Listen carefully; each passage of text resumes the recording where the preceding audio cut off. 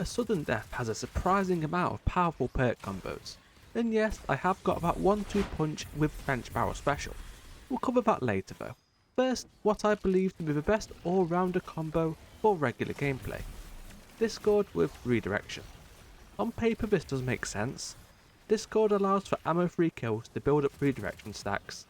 Then those stacks can be used for double damage shots against more powerful enemies.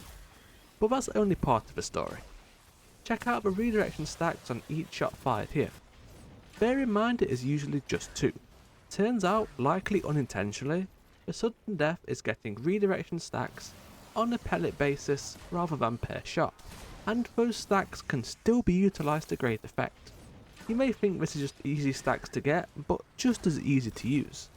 However, with a shotgun, if you land a full pellet spread of crits, it's converted to a single hit, only losing you 2 stacks. Even if not hitting a crit, this method of building and only sometimes losing a lot of redirection stacks per shot is much more viable than a slow build for a lot of regular gameplay, especially since while using a shotgun, it's likely to be a run and gun style. You can see from this master sector, sudden death is just an incredible shotgun.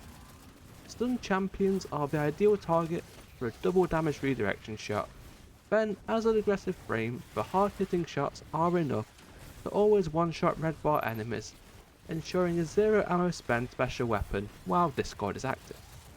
From using this, I've kinda figured out how to optimize redirection in its bug state. It does vary a lot from enemy to enemy.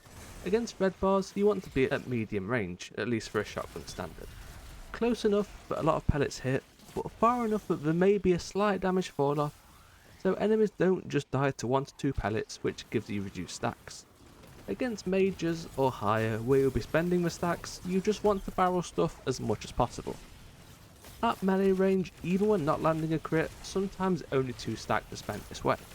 The double punch roll of 1-2 punch and trench barrel, is it actually good? I'd say kind of, but it is very fun. You get a lot of trade-offs with this combination. Weaving melees into shotgun hits is effective in the right circumstance, but bear in mind you will be giving up any reload or handling perk, and as an aggressive frame by default, the sudden death is rather sluggish. To the point where I would only recommend this if you have something like the following. Any Strand subclass with Thread of Ascent.